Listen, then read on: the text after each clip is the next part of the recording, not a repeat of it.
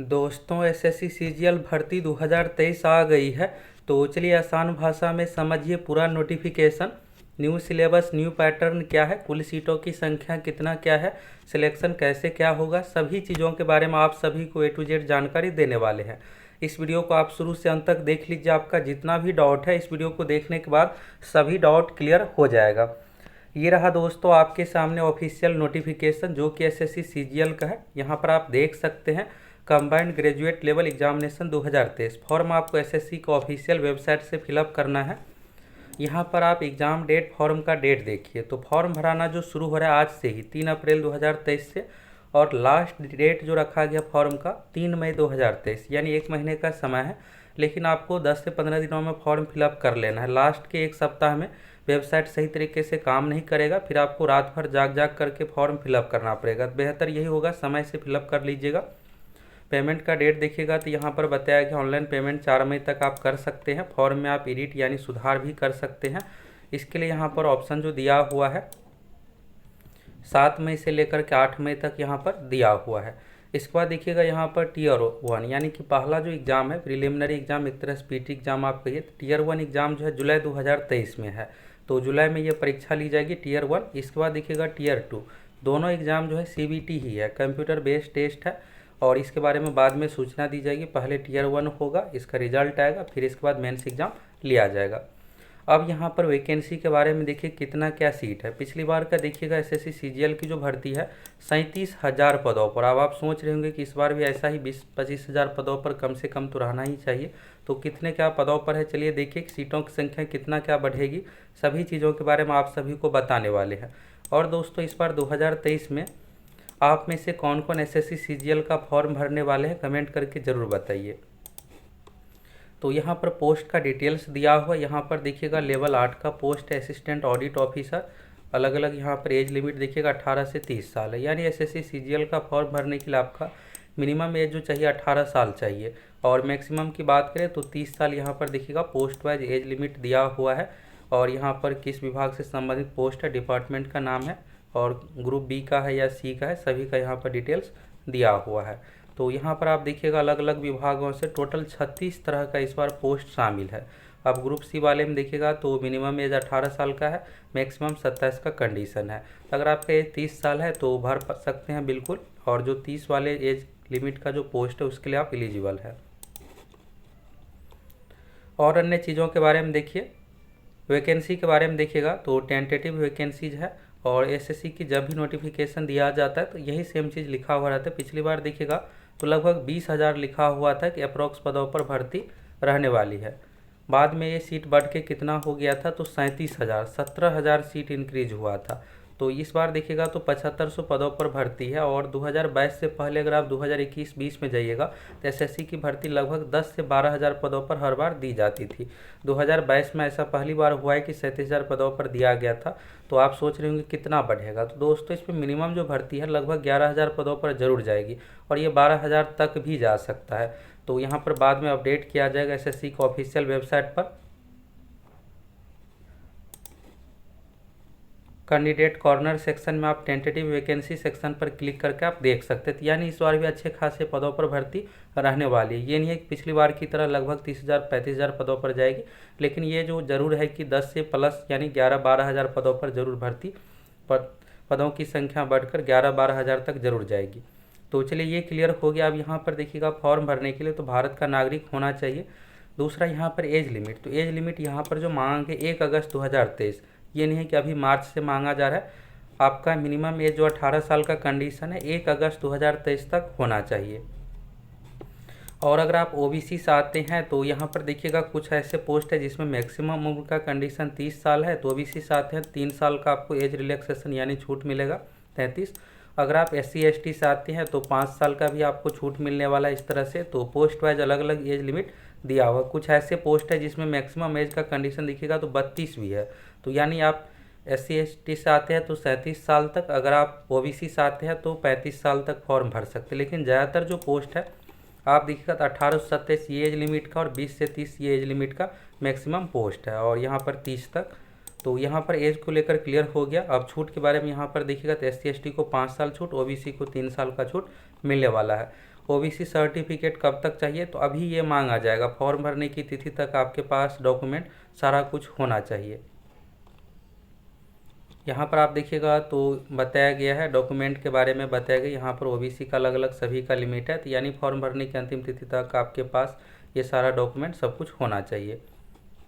अब चलिए अन्य चीज़ों के बारे में यहाँ पर आप देखिए, इसमें से जो भी मेन चीज़ें हैं जो आपके लिए ज़रूरी है, सभी चीज़ों के बारे में आपको बताने वाले हैं, जिससे आपका कोई भी डाउट बाकी ना रहे। तो यहाँ पर देखिएगा SC ST OBC डॉक्यूमेंट के बारे में, जैसा कि अभी आप सभी को बताए हैं, फॉर्म भरने की अंतिम तिथि तक यानी 3 मई 2023 तक आपके पास बना होना चाहिए। अभी भी आपके पास अगर OBC नहीं बना हुआ है तो सबसे पहले आपको ब्लॉक में जाकर के कास्ट सर्टिफिकेट के लिए अप्लाई करना पड़ेगा, इसके बाद OBC बनेगा। ये ब्लॉक से ही बनता है, तो 1 महीने में ये सारा कुछ बन जाएगा और फॉर्म भरने की तिथि तक बना लीजिए, फिर आपको आरक्षण का लाभ मिलेगा। वही सेम चीज़ EWS SC ST में भी है, फॉर्म भरने की अंतिम तिथि तक आपके पास सभी डॉक्यूमेंट होना चाहिए। अब चलिए यहाँ से क्वालिफिकेशन डिटेल्स में देखिए, तो इसमें दोस्तों अलग अलग तरह का पोस्ट है। जैसे देखिएगा यहाँ पर असिस्टेंट ऑडिट ऑफिसर, ये ग्रुप बी का पोस्ट, इसमें ग्रेजुएशन मांगा गया, बैचलर डिग्री मांगा गया है और डिजायरेबल क्वालिफिकेशन यहाँ पर है, तो आप देख सकते हैं। आप ये सोच रहे होंगे क्या ये ज़रूरी है, तो ये दोस्तों ज़रूरी नहीं है। डिजायरेबल का मतलब होता है ये ज़रूरी नहीं, अगर आपके पास है तो ठीक है, अगर यही इसेंशियल लिखा रहता तो ये आपको देना पड़ेगा। ये ऐच्छिक हो गया, इसेंशियल अगर मांगा जाता तब आपके पास ये सारा जो भी डिग्री मांगा गया है ये सर्टिफिकेट आपके पास होना चाहिए। तो असिस्टेंट ऑडिट ऑफिसर वाले पोस्ट में भी आप बैचलर अगर किसी भी विषय से ग्रेजुएट है तो इस फॉर्म को फिलअप कर सकते हैं।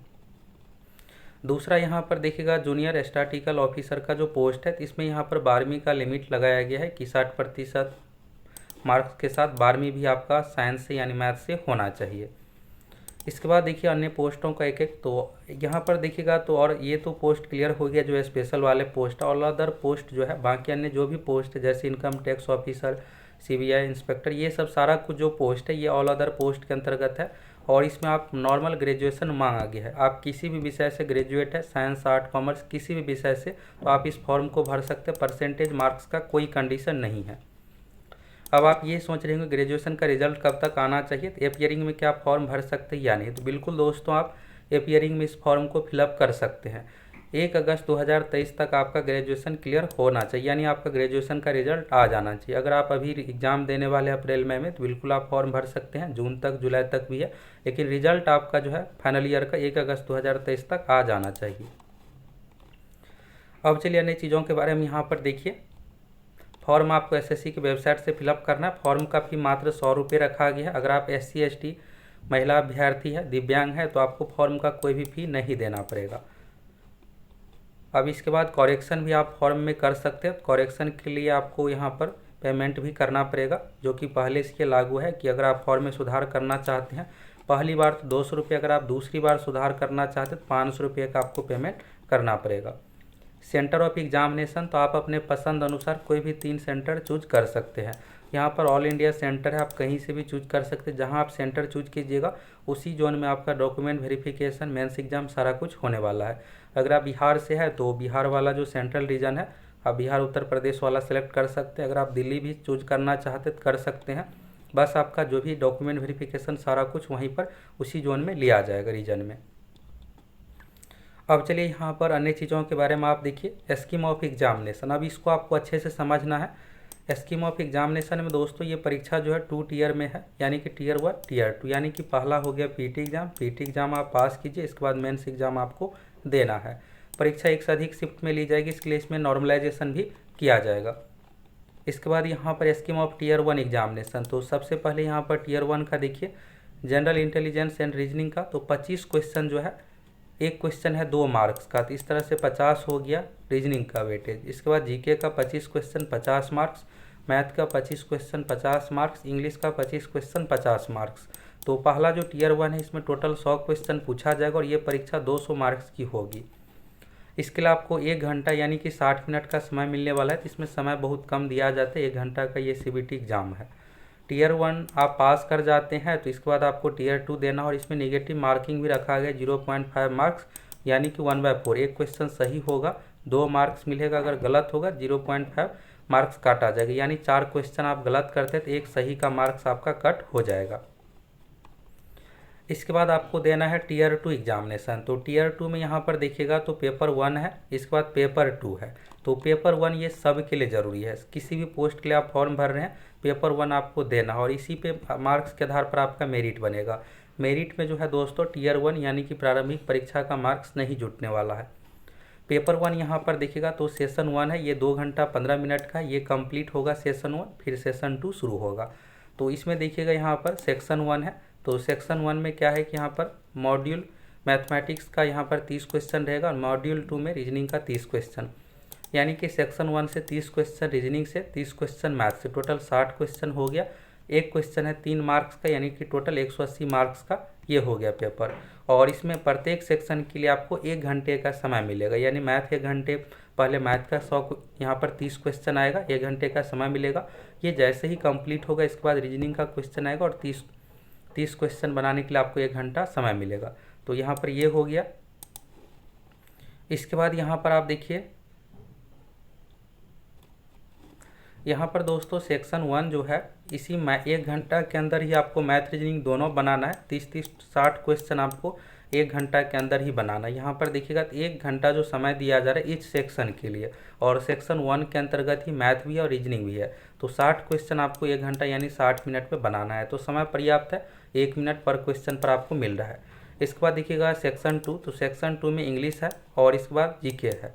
तो इसके लिए भी आपको 1 घंटे का समय मिलेगा, और यहाँ पर इंग्लिश से 45 क्वेश्चन है, जीके से 25, टोटल नंबर ऑफ क्वेश्चन की संख्या 70 है। इसके लिए आपको 1 घंटे का समय मिलेगा।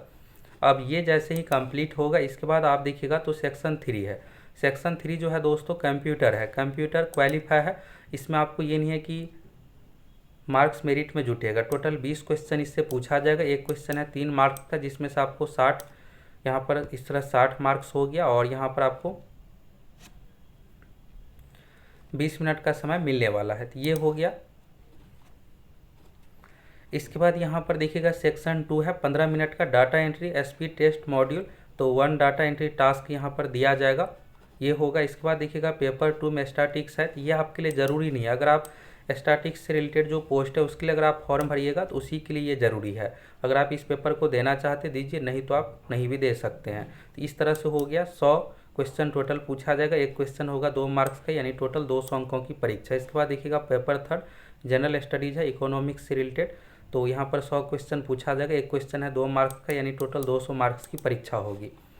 इसके बाद देखिएगा टीयर 2, तो यहाँ पर इंक्लूडिंग पेपर 1, पेपर 2, पेपर 3 और सेपरेट शिफ्ट पर डे के हिसाब से यहाँ पर होगा। पेपर फर्स्ट जो है कंपलसरी है ऑल पोस्ट के लिए। पेपर 2 और पेपर 3 जो है अगर आप उससे रिलेटेड पोस्ट फॉर्म में दिए हुए हैं फॉर्म भरते समय, तो उससे रिलेटेड आपको यहाँ पर एग्ज़ाम देना पड़ेगा। तो यहाँ से आपको क्लियर हो गया दोस्तों। सबसे पहले यहाँ पर पेपर 1 में देखिएगा तो मैथ से 30 क्वेश्चन है, रीजनिंग से 30 क्वेश्चन है, टोटल 60 क्वेश्चन हो गया। इसके लिए आपको 1 घंटा 60 मिनट का समय मिलेगा। इसके बाद यहाँ पर आप देखिएगा तो इंग्लिश आ जाएगा, और इसके बाद जीके। तो इंग्लिश जीके में मिला करके 70 क्वेश्चन है, एक क्वेश्चन है 3 मार्क्स का, टोटल 210, और इसके लिए भी आपको 1 घंटे का समय मिलेगा। सेक्शन 2 कंप्लीट होने के बाद सेक्शन 3 आएगा। तो सेक्शन 3 में देखिएगा आप यहाँ पर तो मॉड्यूल है कंप्यूटर नॉलेज है, 20 क्वेश्चन पूछा जाएगा, एक क्वेश्चन है 3 मार्क्स का, टोटल 60। तो कंप्यूटर जो है क्वालिफाई है, आगे इसके बारे में सारा कुछ बताया गया है। इसके बाद डाटा एंट्री टेस्ट होगा, तो ये आपको यहाँ पर सेशन 2 के अंतर्गत देना पड़ेगा। अब चलिए यहाँ पर अन्य चीज़ों के बारे में देखिए। मॉड्यूल 1 में देखिएगा तो मैथ है, रीजनिंग है, ये सारा कुछ यहाँ पर बताया गया है। अब आप ये सोच रहे होंगे कि टाइपिंग टेस्ट का कैसे क्या क्राइटेरिया है, तो इसके बारे में आगे आप लोगों को बताने वाले हैं, फिर आपको सभी चीज़ों के बारे में क्लियर हो जाएगा। डाटा एंट्री टेस्ट के बारे में देखिएगा तो 2000 यहाँ पर की डिप्रेशन, यानी कि आपको टाइप करना है 15 मिनट के अंतर्गत। अब यहाँ पर सिलेबस के बारे में बताया गया है, तो सिलेबस जो पहले से वही सारा चीज़ आपको पढ़ना है। मैथ में देखिएगा तो सभी टॉपिक है, एरिथमेटिक, एडवांस मैथ सभी तरह का, इंग्लिश हो गया यहाँ पर। इसके बाद यहाँ पर आप देखिएगा फिर से यहाँ पर टीयर 2 का सिलेबस है, और अन्य चीज़ों के बारे में आप देखिए। यहाँ से मेरिट किस प्रकार से बनेगा इसके बारे में अब आप सभी को बताने वाले हैं। तो यहाँ से देखिएगा मोड ऑफ सिलेक्शन के बारे में है। तो मोड ऑफ सिलेक्शन में यहाँ पर देखिएगा tier 1, section 1, section 2, module 1, section 3, paper 1 सभी में आपको 30% यहाँ पर मार्क्स का कंडीशन रखा गया मिनिमम का, तो ये लाना पड़ेगा। और मेरिट कैसे बनेगा, तो मेरिट के बारे में यहाँ पर बताया गया है। पेपर 1 में देखिएगा टीयर 2 में तो सभी कैंडिडेट को क्वालिफाई करना ज़रूरी है। और इसके बाद देखिएगा पेपर 2 और 3 जो है तो पोस्ट अनुसार है। मेरिट जो आपका बनने वाला है टीयर 2 एग्जाम में पेपर 1 में मार्क्स के आधार पर, तो इसके बारे में यहाँ पर बताया गया है। Merit list will be preferred on the basis overall performance देखिएगा तो टीयर 2 एग्जामिनेशन ओनली के आधार पर बनने वाला है। तो यानी टीयर 1 वाला जो एग्ज़ाम है, जो पहले का पैटर्न है पीटी एग्ज़ाम का टीयर 1 का, ये मार्क्स मेरिट में नहीं जुटेगा। टीयर 2 में पेपर 1 जो है, पेपर 1 जो मैथ रीजनिंग जीके साइंस वाला जो पेपर है उसी मार्क्स के आधार पर आपका मेरिट बनने वाला है। तो इन सभी चीज़ों के बारे में यहाँ से आपको अच्छे से क्लियर हो गया। और कितना क्या मार्क्स का एग्ज़ाम होगा, क्या कुछ पैटर्न रहने वाला है, तो सभी चीज़ों के बारे में आपको क्लियर हो गया।